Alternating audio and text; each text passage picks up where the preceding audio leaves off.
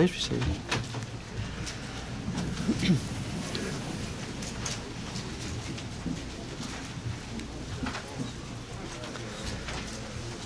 I've just signed an executive order that will activate the new Department of Energy on October the 1st. Creation of this new department fulfills a campaign pledge that I made more than a year ago. The Department of Energy will be in operation less than 2 months after I signed the enabling legislation, although the law does allow up to 4 months for the department to be formed. This new department is the first major result of our efforts to reorganize the federal bureaucracy to serve the American people more efficiently. As we move into another winter season, we need to be able to deal with the possible energy shortages in a unified way. This was certainly not the case this past winter, and the nation suffered because of it. Activation of this department will do this by letting us combine many different individuals and agencies into a single unit. Today, also, I submitted my own nominations for key positions in the Department of Energy to the Senate, and I will be submitting additional nominations very shortly.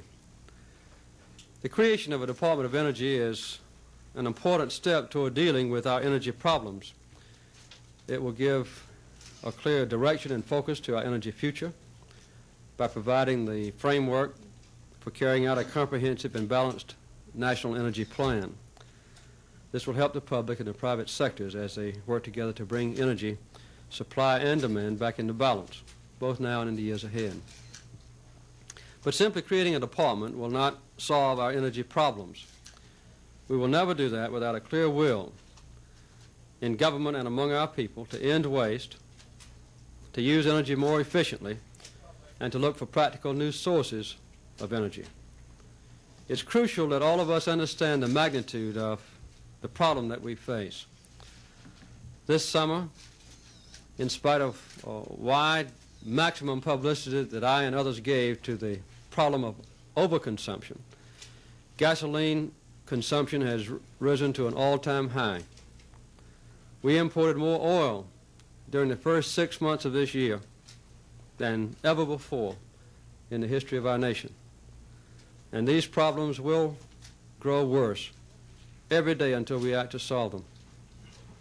Whether we succeed or fail will largely depend on the choices that we make as individuals and on our own ability to adapt and to share for our common long-term good as a nation. We also need new legislation, which, along with the Department of Energy, will be the backbone of our comprehensive energy plan. The rapid progress to date of national energy legislation through the Congress, having already passed the House, reflects the determination on the part of both the Congress and this administration to end the years of delay in dealing with our energy problems.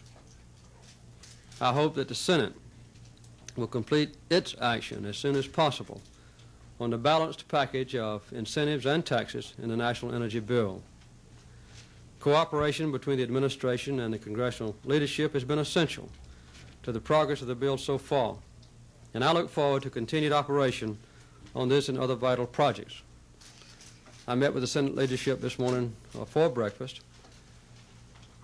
Senator Byrd, Alan Cranston, Danny Inouye, plus Senator Long, who has responsibility for the tax aspects of the energy program, and Senator Jackson, who has responsibility for the conservation and use elements of the energy plan.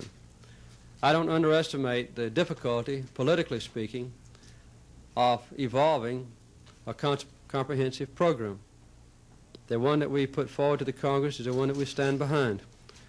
We've had no reason to modify our basic proposals.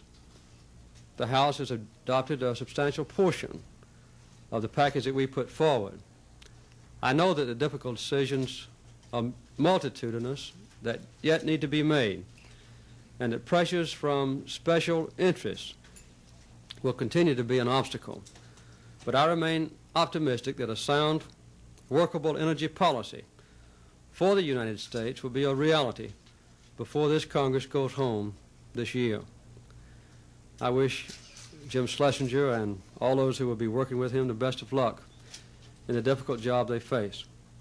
with the help and support of the American people, we can move together into a new era of energy security. Dr. Schlesinger and his assistants are here to brief you on the organizational structure of the new department. This is a rate of progress that has truly made me proud. The evolution of the energy plan, the expeditious passage through the House, the progress that it's made so far this week already in the Senate, and the evolution of major legislation to establish this department has been at a rate that's almost unprecedented. And I believe that it's because of his leadership and the urgent need of this legislation that's made our success possible so far. Jim, I'm very grateful that you've made these accomplishments, and we stand together as partners for the future. Thank you very much, sir. Good luck to you. We have here, Mr. President, the seal of the Department of Energy. We know that you have many plans for reorganization. We don't know whether this will be the only department that you create during your tenure, sir, but we trust that it will be the first. The coloring indicates that we will strike the appropriate balance between energy and environment, and we will keep the sky blue and the grass green. Thanks, Jim.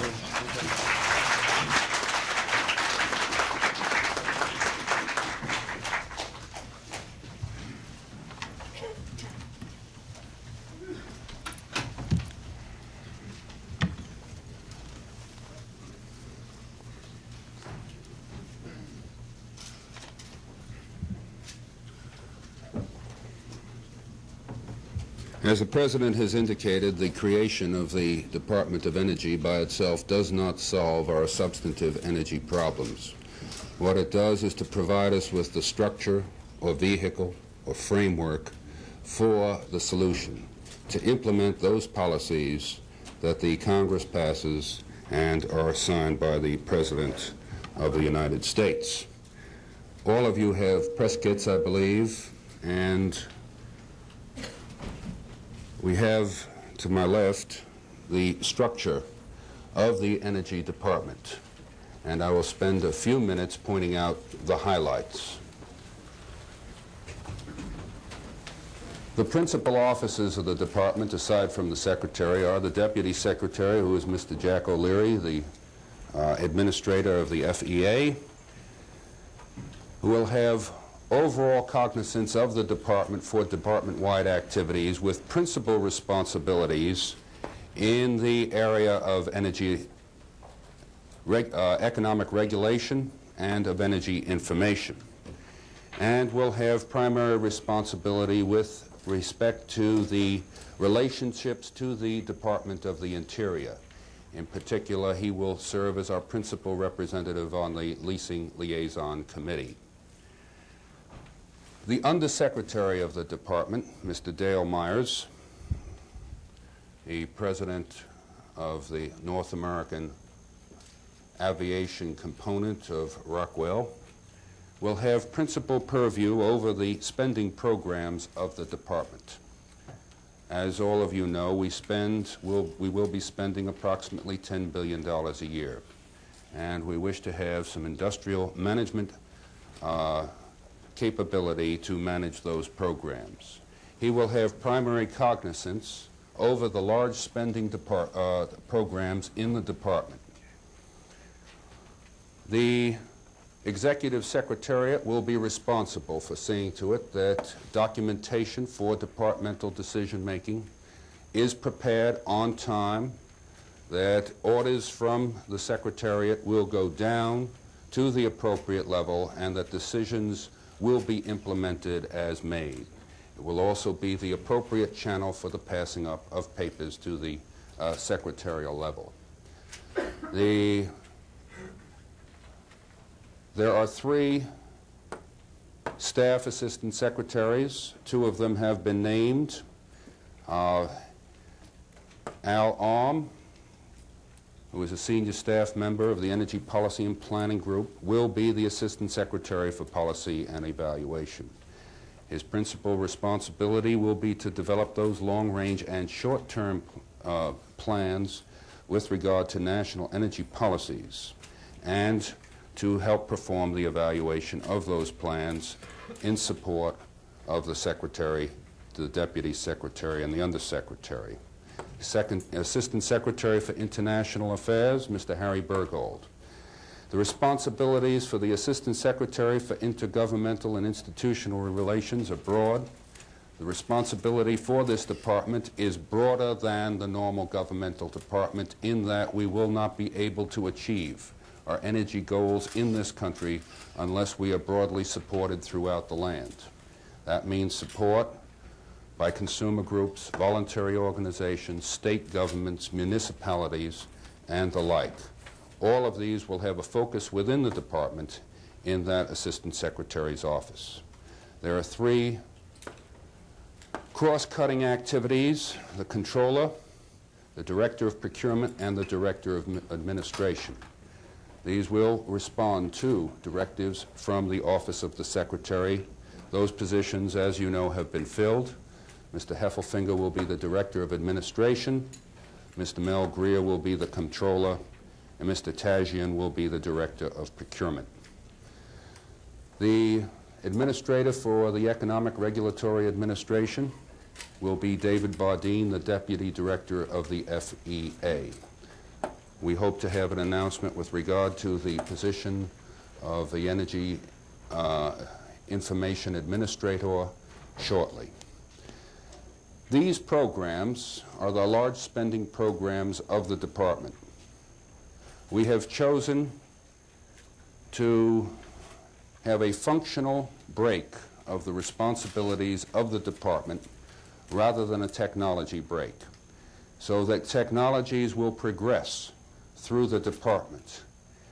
The early responsibilities for the development of basic research will be in the Office of Energy Research.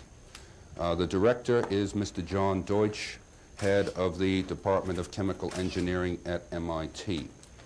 From that point, beyond basic research, the development of technologies before they are ready for commercial introduction will be the responsibility of the Assistant Secretary for Energy Technology.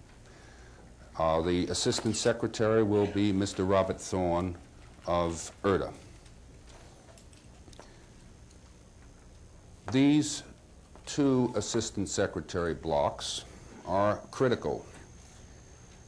This will be the largest responsibility at the Assistant Secretary level. It will incorporate such diverse activities as the overview of the power marketing functions that we inherit from the Department of the Interior, the Naval Petroleum Reserves inherited from the Department of Defense, the uranium enrichment activities inherited from ERDA, and in addition, the demonstration of those technologies now ready for commercial application. The Assistant Secretary for Conservation and Solar Applications has, as the name implies, a dual function. For those solar applications, namely hot water heating,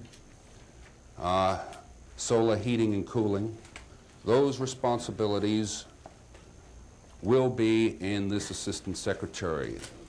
Those responsibilities are, of course, closely related to our goal of conservation and the substitution of inexhaustible resources for our conventional fossil fuels.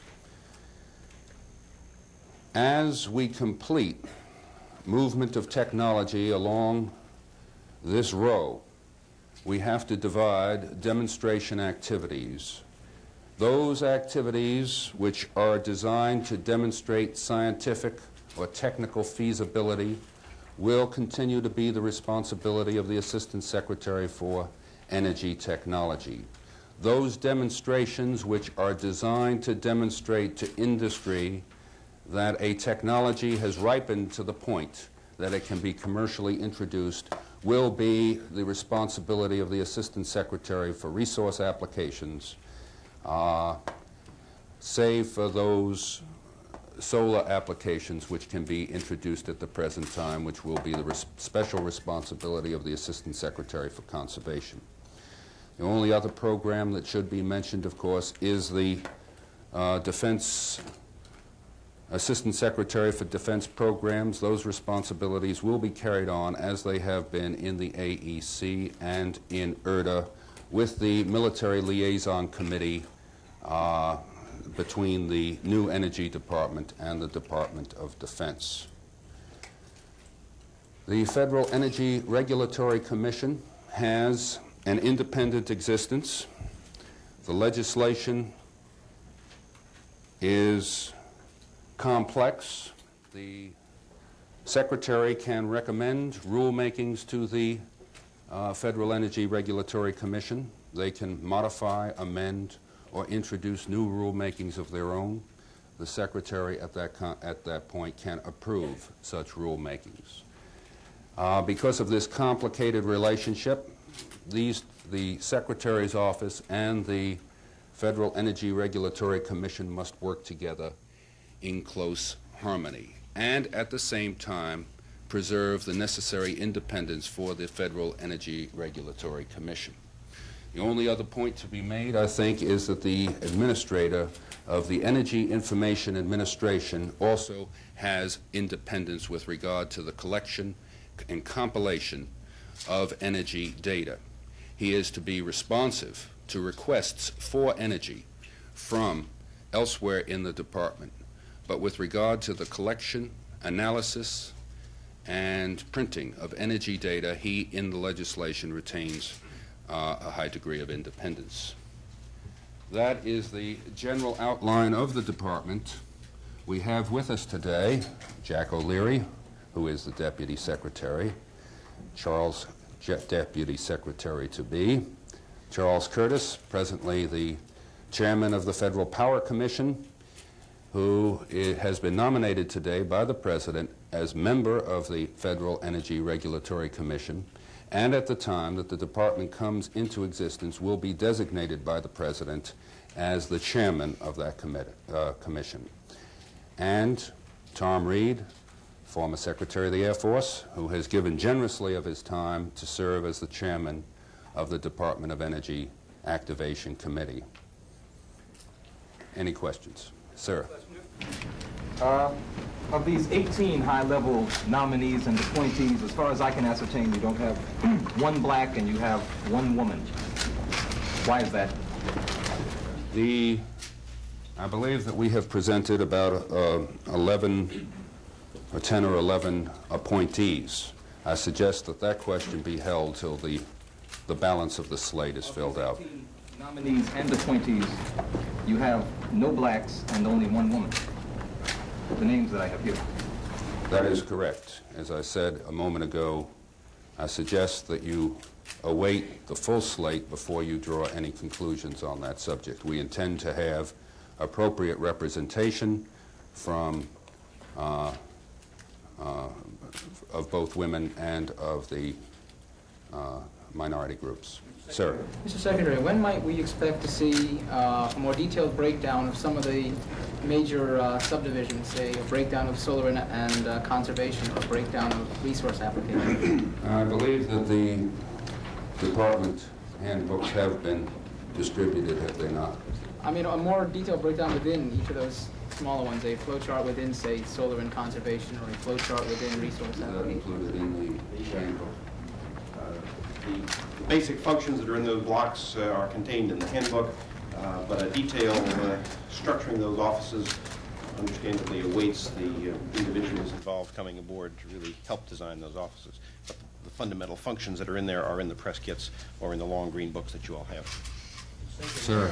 Conservation Act, environmental concerns to the degree that the Department of Energy has them, where do they lie? Those concerns are, of course, scattered through the department. The principal focus will be the Assistant Secretary for the Environment. The Assistant Secretary for the Environment will have the responsibility of managing the biological and medical programs, environmental programs of the department, which are presently run to something in excess of $200 million a year. In addition, the Assistant Secretary will have the responsibility to review for the Secretary the environmental impact statements and will serve as it were, as a bridge to the various environmental groups. The overall policy with regard to the trade-offs will, of course, be one of the various matters that will be reviewed by the Assistant Secretary for Policy and Evaluation, Mr. Al Alm. And, of course, those policies, to the extent that they are implemented through regulation, will be the responsibility of the administrator of the ERA. Sir. You're starting out with a $10.4 billion budget and almost 20,000 employees. What are you going to have 2 or 3 years from now? Can we expect a pledge from you to keep it at somewhere near that level? I would hope that we would not grow and that we might reduce the size of the department. With regard to the growth of the numbers, those, of course, are driven by certain questions such as the size of the defense program, the acquisition of the Strategic Petroleum Reserve, the pace of that acquisition. That represents this year something on the order of $5 billion in budgetary authority.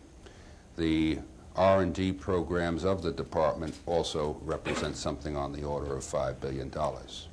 I would think that the requirements for spending will diminish as the Strategic Petroleum Reserve is accumulated.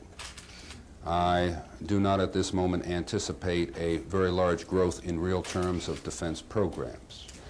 The future of R&D, of course, depends upon broader national policies, but I would not expect that the department would grow in terms of constant dollars, and I would think that the employment levels would be stable or shrinking. Mr. Secretary. Sir. Can you tell us if the employment level and the budget level of the new department exceeds those totals for the individual departments grouped together under energy? No, sir, they are the same.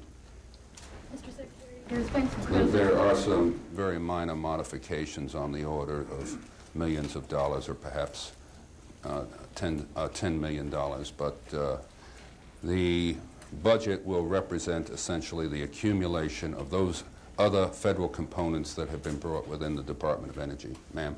There's been some criticism of what was supposed to be the prospective appointment of Lynn Coleman as general counsel. Is that why we have his name on here today? The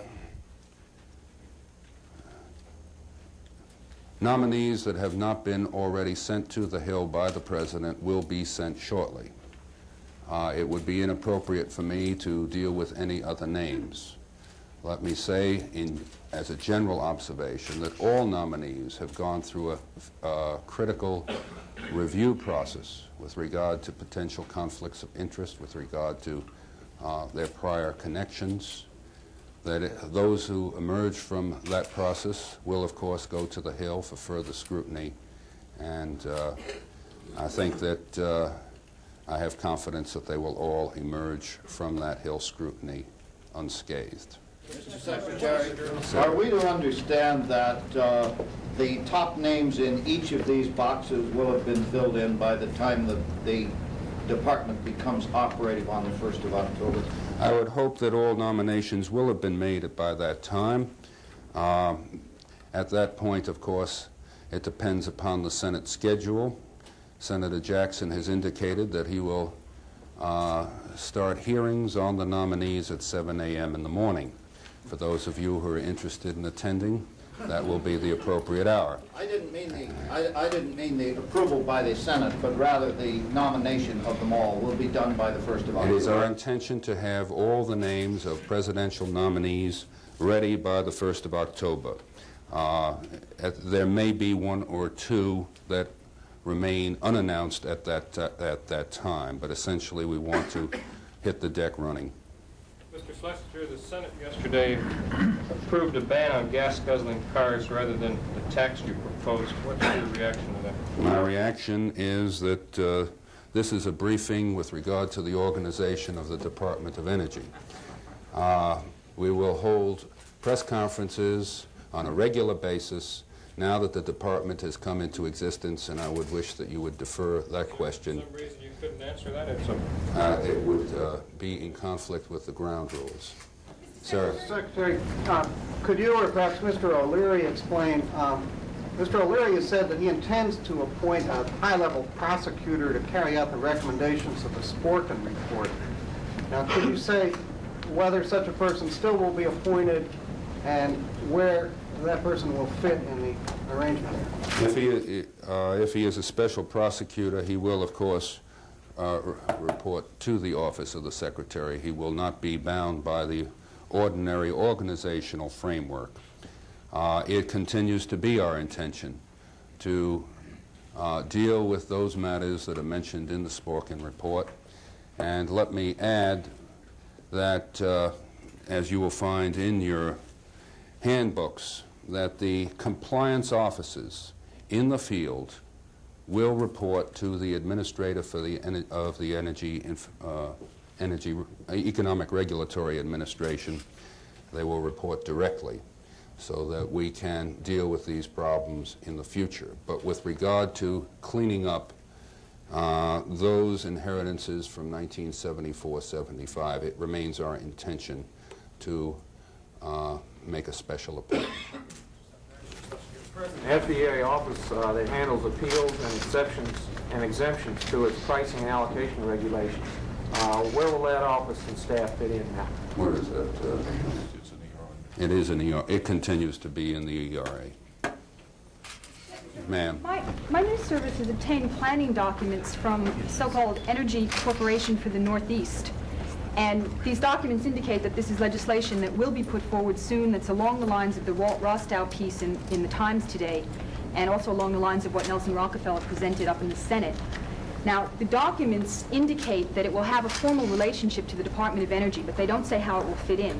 They also say that the priorities will be labor-intensive as opposed to energy-intensive creation of jobs, and that, in particular, the attempt will be to buy up equity in corporations to control the investment policies of those corporations. Now, this is extremely sensitive, and I'm wondering, you know, as I said, the documents indicate that it will have a relationship to your department, and they don't say how. Well, I cannot say for the moment that indeed will be the case. Governor Carey is presently meeting with Secretary Blumenthal with regard to those proposals from the Northeastern governors. As yet, the federal government has not taken a position on those issues. We are sympathetic to the idea, however, of regional development, particularly in the Northeast. Mr. Secretary, without specific reference to Mr. Coleman, what are your general views on having someone in a high position in your department with past close ties to the oil and natural gas industry? My general position with regard to that issue is that it depends upon the individual. It depends upon the attitudes of the individual, whether or not an individual has had particular clients in the past. All lawyers, of course, have clients. Let me stress, however, that these matters will be judged on the basis of the background, performance, and effectiveness of the individual. They will not be judged on the basis of his prior associations. Secretary, is it your intention that the regional power marketing and transmission agencies like Bonneville Power, Alaska Power will be merged with the regional offices of the Department of Energy, or what degree of autonomy will they retain? They will continue to retain autonomy. They will not be merged with the regional offices. As a general proposition, they will continue, perhaps with some slight amendments to carry on as they have in the past. Sir. In the case of laboratories such as Los Alamos that carry out both military and non-military functions, how will the reporting take place? The responsibility for most of the laboratories, as you will find on your field organization chart, will be to individual assistant secretaries. In the case of Los Alamos, as well as Livermore, those laboratories will report to the Assistant Secretary for Defense Programs. He will have responsibility for the management of those laboratories. However, it should be underscored that those laboratories, in addition to other laboratories, will continue to do work outside of the area of primary responsibility. Los Alamos and Livermore have contributed in the past and will contribute more in the future to the solution of our energy problems. But the management responsibility will rest with the Assistant Secretary for Defense Programs. Funding for those laboratories will, however, come from other assistant secretaries. Suppose there is, say, a solar program at Los Alamos. Would that program not answer to a different assistant secretary? The funding for those programs would, of course, come from other assistant secretaries with responsibilities in the solar area. The management of the department will be in a specific assistant secretary. Sir. Last October, Amory Lovins wrote an article in Foreign Affairs that described in some detail the possibility of moving into an all-renewable type soft, what he called the soft path energy future. It appears that his findings and his writings are being widely discussed. Do you plan on giving this some priority of examination within the new department? Mr. Lovins met with the Energy Policy and Planning staff just this week. We intend to pursue his notions in this area along with other notions. The technology programs of the department will, of course, be a mix of what he describes as hard technology and of soft technology. We do indeed hope that increasingly we can introduce these soft technologies, but we cannot introduce them suddenly as a replacement for existing technologies. Mr. Passenger, do you expect that this department is going to be manageable, in fact? That is my hope. That is my intention. I hope that I am not proved wrong by events. Indeed, there will be the usual difficulties in managing any area of federal responsibility. The point that should be stressed, however, is that the management structure that has been brought about by the creation of the Department of Energy vastly improves the capacity of the federal government to do its present tasks and creates a vehicle for performing those tasks assigned to the department by the National Energy Act. In the past, the structure of the federal government has been devoted towards individual fuels. For example, the FPC has responsibility for natural gas, the FEA has responsibility for fuel oil, the ERDA and AEC before it focused upon nuclear technologies. The purpose of creating the department, amongst other things, was to focus on the end objectives of the nation and to avoid preoccupation with individual sources of energy, such as natural gas. In addition, by bringing these various elements of the federal bureaucracy together, we can more closely integrate those policies that deal with these individual fuels. Last winter, we had great difficulty, for example, in coordinating the FPC's responsibility for natural gas during the natural gas crisis with the substitutes for natural gas, which were administered by the FEA. By bringing them together, we have a far better management tool than we have had in the past. But energy responsibilities, as everybody recognizes, are pervasive. They affect the entire society. Management can never be perfect. We just strive for higher objectives. Your regional So, boundaries. I'm sorry. Will the regional boundaries be the same as the rest of the Yes, sir. government? The 10 federal districts. And I'd like to ask, what happens to these thousands of employees? When do they know that their job is the job they have, or if they will be moved, transferred, et cetera? With few exceptions, those employees will be part of the Department of Energy. The President has indicated that all job rights after the department comes into existence are guaranteed for 1 year. We expect to start up on the 1st of October, and the first paycheck that one receives after the 1st of October will be from the Department of Energy. Have you decided where the district's headquarters would be in the 10 areas? Yes, ma'am, they will be the same as the present, all of the federal districts. Sir? Mr. Secretary, concerning emergency planning, in 1973-74, a hastily drawn-up ration plan was promulgated. Are you personally familiar with this plan, and do you believe it would be satisfactory for implementation in the event of need? No, I do not believe that it will be satisfactory. I am familiar with the plan. Generally speaking, the responsibility for emergency planning will be in the administrator for the ERA. He will have responsibility for pre-planning, for example, for possible fuel shortages next winter. The question that you raised deals with emergencies of far greater magnitude. We have reviewed those rationing plans that we have inherited, and we believe that they must be strengthened, revised. We are now hard at work at the revision of those plans.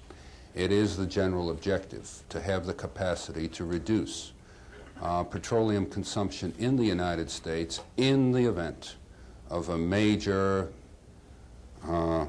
international event that results in supply interruptions by something on the order of 25%. We are developing those plans. They will be presented within some months to the Hill for approval. In the interim, we will continue to use those plans that we have inherited. Mr. Secretary, can you go beyond that to rationing as a permanent or semi-permanent measure in the event that consumption continues to increase as this year? It is our aspiration and our belief that we can avoid permanent rationing in this country. The introduction of permanent rationing becomes inequitable over a period of time. It results in a degree of corruption of the public as those rationing schemes break down. As a result, we trust that we will be able to avoid such rationing plans, save in a period of international emergency. On the other hand, I must underscore what the President has just stated, that we are moving to higher and higher levels of importation of petroleum, that the bill for those imports now runs on the order of $45 billion a year, that we have major balance of payments problem in the United States, that over the longer haul we must, for immediate financial reasons, begin to pull down on what is a great drag on our balance of payments. So we will be forced to review all the options to get down oil imports. Define what you meant by your earlier phrase about regular press conferences for yourself. Do you mean every week, every other week? What and schedule do you anticipate? My anticipated schedule would be at least once a month, and more frequently as circumstances require, hopes impel, and so forth. Sir. Private exploration for gas and oil with tax rebates, or will the government go into exploration of those two fields? Without getting into matters of substantive policy, the legislation that is on the Hill at the present time does establish federal responsibilities in this area. It will have to be reviewed. And to the extent that there is departmental activity in this area, it will be concentrated in the Assistant Secretary for Resource Applications. Sir. Well, you and the President mentioned the possible energy shortage this winter. What does your current analyses indicate about the probability of the possible problem? If we get an early start on planning, if we have appropriate attempts to conserve those fuels that are likely to be in short supply, we will go through the winter quite reasonably, particularly if the weather is not as stringent as it was a year ago. Sir? Do you intend to stay on as an assistant to the president with an office in the White House? I do not.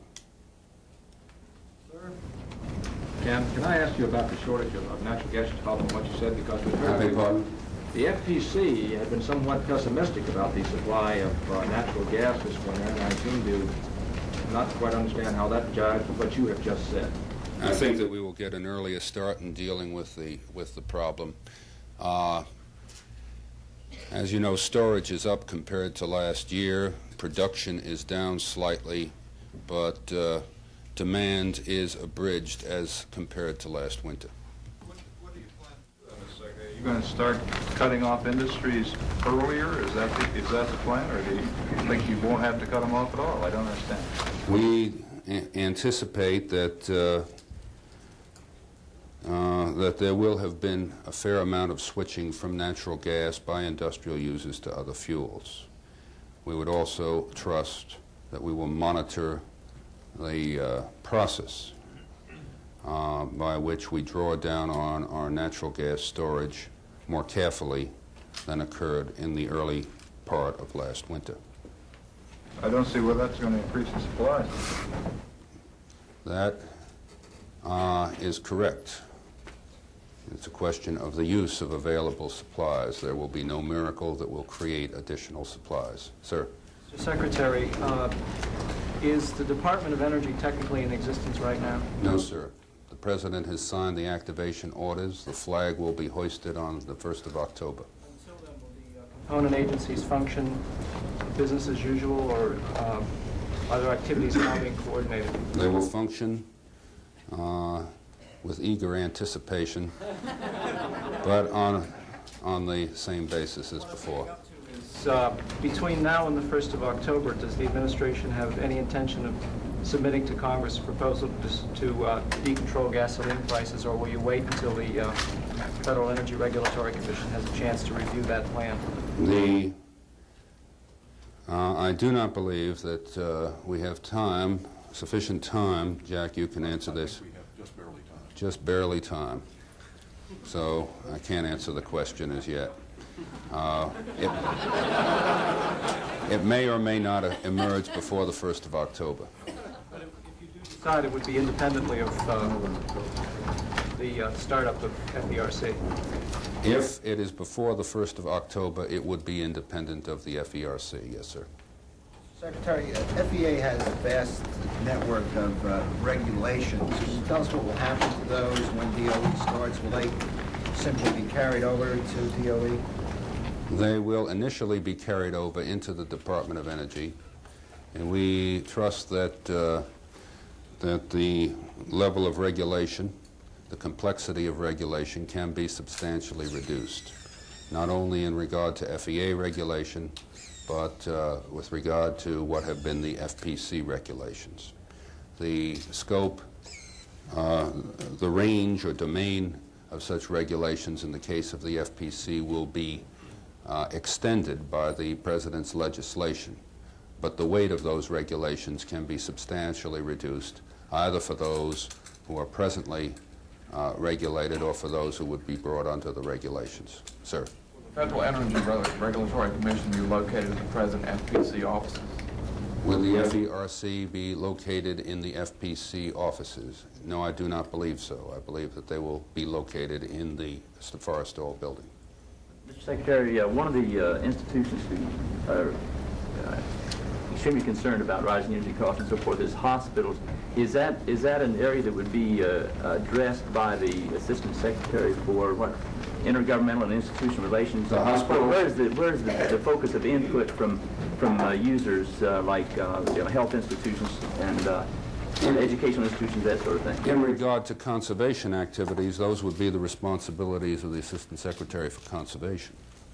Now, you're referring to the insulation of such hospitals or schools. I'm addressing myself more to simply the question of how does an institution like this continue to operate with rising energy costs, and how do they work with the Department of Energy to try to work out some kind of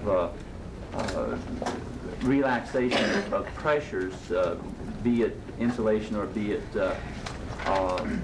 closing down a wing or adopting a new system of health care or whatever, is there some focus within the Department of Energy that will address institutional problems of that nature?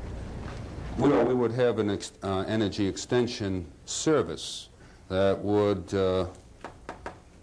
be responsible to the Assistant Secretary for Intergovernmental and Institutional Affairs, to the extent that we have a government program, such as the support of insulation. Those would be administered by the Assistant Secretary for Conservation.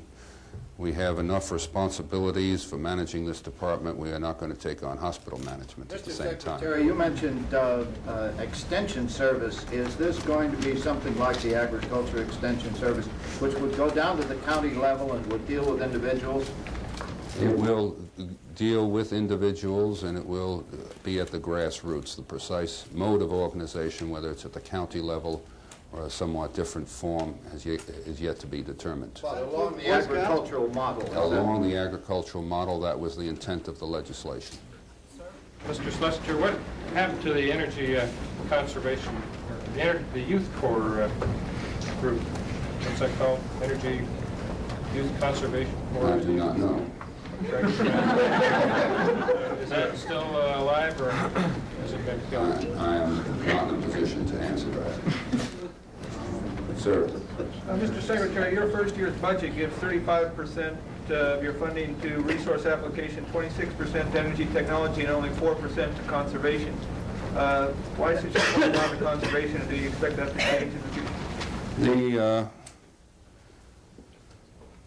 If one strips out the power marketing functions, the budget for the Assistant Secretary for Resource Applications is about $2.7 billion, as I recall it, which is roughly the same as defense programs or energy technology. Developing conservation technologies is a responsibility of the Assistant Secretary for Energy Technology. Some of those technologies that are at that level of development will, of course, be shifted to him. The responsibility for the Assistant Secretary for Conservation will not be technical development. It will not be those big spending programs which are primarily R&D. Responsibility will be to obtain the cooperation of the American people, of institutions across the land, in the achievement of conservation goals, to point out those technologies that are available, and to encourage the absorption of those technologies by the household, by the city, or by the factory or firm. Sorry, do you have the... Yes, sir. Yeah, can you tell me if you've seen the ERDA study on inexhaustibles, and if so, what have you done on it, and when do you plan to make any statements on that? I will be prepared for statements of that sort at an early press conference. I have been briefly briefed on that by Bob Fry, but I have not seen the study. Sir? The Department of Energy have any formal office or structure for maintaining relations with the two major energy unions, the OCAW and UMW? I'm sorry, I missed the question. Will you have any formal office or structure for dealing or maintaining relationship with the two major energy unions, the UMW and the OCAW? The UMW and whom? Oil, chemical, and atomic workers. How will your labor relations be conducted? The labor relations for the industry, of course, will be the primary responsibility of other components of the federal government. In the case of the UMW and its relations with the coal operators, that is a responsibility of the Department of Labor. We will, and I will, stay in communication with those unions, as I will with the AFL-CIO. There will be no formal arrangement. Sir? Dr. Schlesinger, has a permanent decision been made vis-a-vis the centralized administration of the major national laboratory vis-a-vis the regional administration? If you mean by centralization that the laboratories will be reporting to an assistant secretary or possibly to the undersecretary, the answer is yes, rather than to the operations offices of ERDA, or before that the AEC. If by centralization you mean that they all report to the same element of the Department of Energy, the answer is no. Is there any plan for regional administration of some of these? I beg pardon? Are there any plans afoot for the regional administration of some of these facilities, such as Oak Ridge or Argonne? No, we are not planning that the laboratories be administered by the regional administrators. Secretary, you apparently feel you have the necessary authority to cope with and indeed to prevent a natural gas shortage this winter. Now, given the complexity of the FERC concerning pricing, I gather you think pricing is not going to be a problem because if you get your $1.75, that sort of takes care of the problem, and you do away with intrastate and interstate differentials. In fact, what action is available to you to prevent a natural gas shortage this winter in that case, other than allocation? Is allocation what you were talking about earlier? No, I think that in that regard, there is the traditional curtailment authority of the Federal Power Commission that will be administered.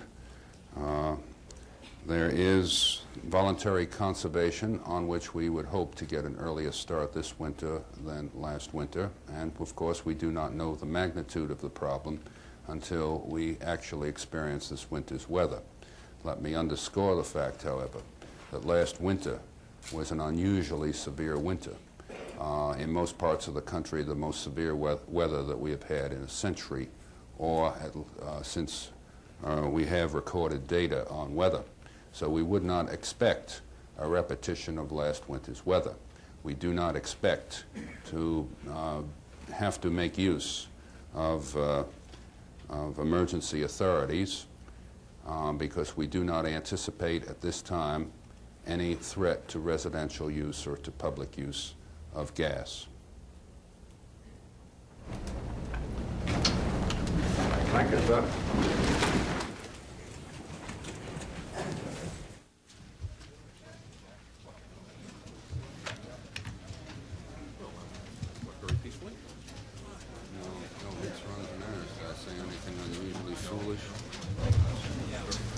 Very good, James. The same.